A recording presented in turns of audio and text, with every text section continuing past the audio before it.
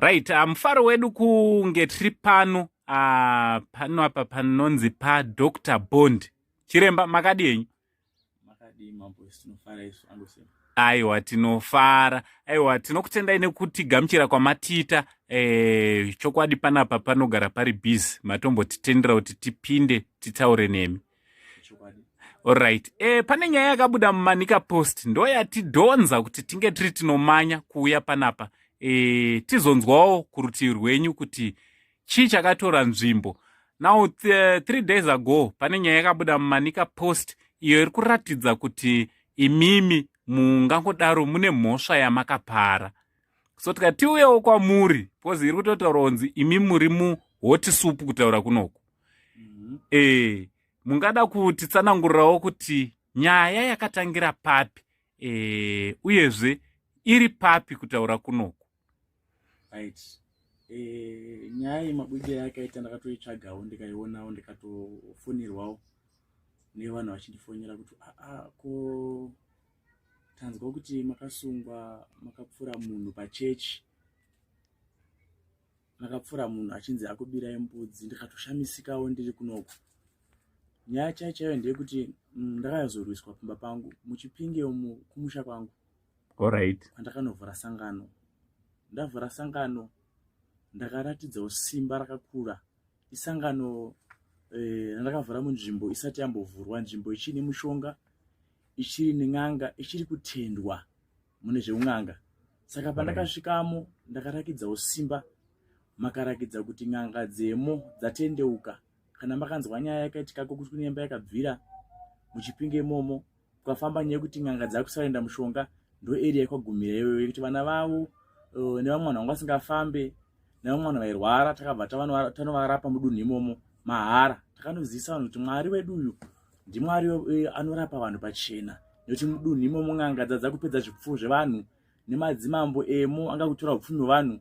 Vanhu vanga vakutambudzika apa munzvimbo musina chikoro, munongori neprimary. Saka ndakasvika nedonzvo rekunamata ndichivaudza nzira kuti Mwari anorapa pachena. Inzvimbo yandakasvika isina mvura ichipisa, ndikandatumwa naMwari kuti nzvimbo inoyi inayo mvura. Saka vanga vasina kutenda. Ndikavati huyai nembeu dzenyu munodyara. Mvura yapadhuze nekudi nekuuya ndikakumbira mvura yakanaya. Saka inyaya yakapa vanhu kuti vatende mandiri nekundanaisa mvura. Ndakumbira mvura panguva yakafanira, panguva dzekutoitika zvinhu varipo. Saka ndakaona vanhu vose vakawana nekuuya kwandiri nekutenda mandiri. Alright. Ende pakaita kuti pazogona kureururwa, pakaita mafights anga akakura kuti murume uyu haasi wechechi. Alright. Atumwa nemusangano nekuti nzvimbo dzemo inzvimbo dzinorwa nematongerwo enyika. Asina akati kwete ndafambira nyaya yaMwari mupi muno kuti imi musunungurwe. Saka ndakawanika nekubatsira chembere ndichidzipa chikafu. Ndikawana nekubatsira chembere ndichivabatsira vana vasina zvekuchikoro, ndichicha kutengera mauniform.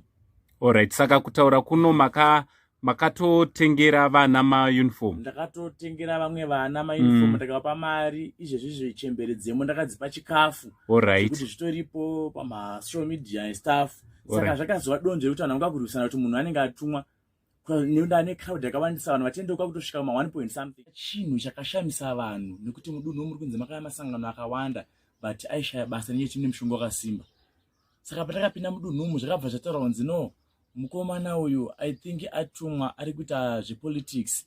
Saka ndakange munhu anga kutumirwa vanhu, vamwe vachizotaura kuti no, emaindi zvakutaurawo mukomo, vanhu madzimambo euma akutsamwa, n'anga dzemo vakuru vavo vari kumusoro vakugumbuka. Kozi inyaya dzekuti ndichinzwa kumweya maiurayiwa vanhu, nyaya dzekutozikanwa nemapurisa. Idunhu rekuti mapurisa emo anototya kuendako. Saka mweya wabva kuti no, ende anochenesa nzvimbo iyi, oisa chikoromo, vanhu vodzidza, vawana education, vagona kurarama zvakanaka. Saka inyaya yanga yakurambwa kuti mukomana wemari aiwana kupi zera rake iri, mota dzainadzo idzi adziwana kupi. Saka ane vakuru vakamubheka. Saka chakaitika pamba apa, pakauya vanhu usiku. The following day ndatuma magadzi angu kuti abude aende unosenge mota, kuti mvura yandakataura nayo yakazingira kunaya. Saka mota dzandakaenda nadzo dzanga dzakunyura. Saka pandakatuma magadzi aya achienda kuHarare unochinja mota kuti atore 4 drive. Usiku wacho ndo pakauya vanhu. Ndakatotipwa kumaraund 11 o'clock. Pakaya tip off. Pane mukomana aimboti akati damari ndaimupa. Ndakandoziva kuti no, pamashops apa pane vanhu vakaungana papi. vakaunganapo vanzimi Masara Mega vakafana kurwisai.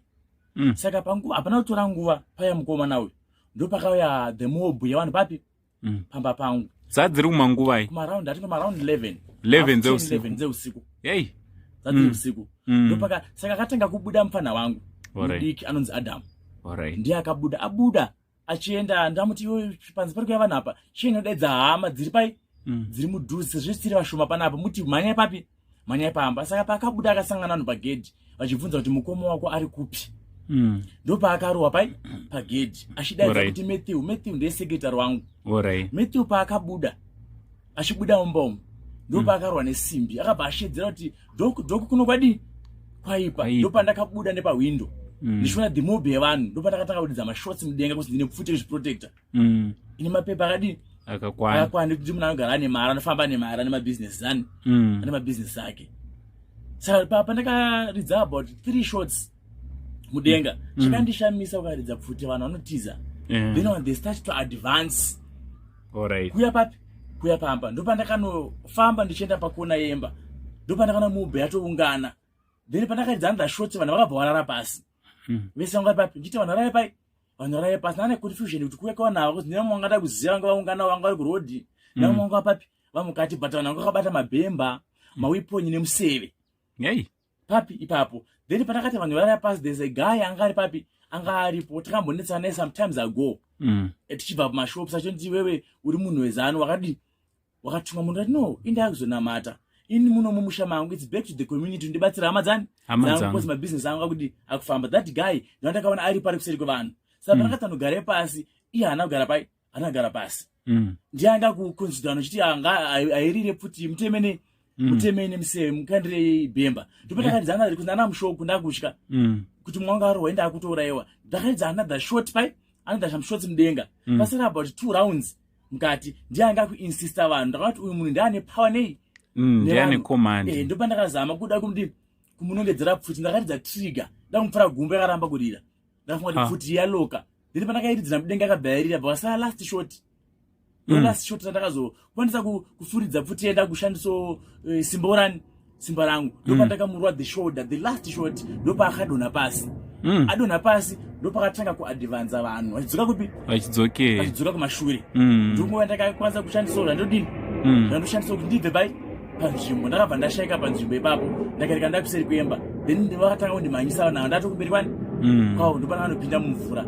zvekuti vanhu vaitofunga kuti ndafa pakazomana neripoti aifunga kuti bondati afa neshamwari yangu iyi nekuti makanopinda mumvura ndanopinda mumvura vanhu vachitoona ndishaya saka vabata no makarwadi amudya ndopaona ripoti kuti bondi afa but angasiya apfura munhu but iye awira mumvura adyiwa nemakaro saka ndopakatengera nyaya dzodzo dzacontroversy mhanya neripoti wapolisi kuti munhu afa shamwari yake auraya shamwari yake afa vese vari ina ndapinda mumvura alright matonzi manyangarike vakati vadyiwa negaro saka mapinda akaita mvura andatonzwisa zvakadi zvakatinanefie ndatinachitiza pai pamvura pape ndichoterwa nemob vakati ndipirisa svika pamvura vandachambira mvura then andazodza zvakaitika from there ndazonekana ndabuda pai ndabudikira ndakuseri kumiri alright so pakaitika mapipika kuti pfuti inoramba kurira yakaramba kurira ichizorira imimiwo vachonawo muchinyangarika pavanhu muchionekwa makuseri kwemba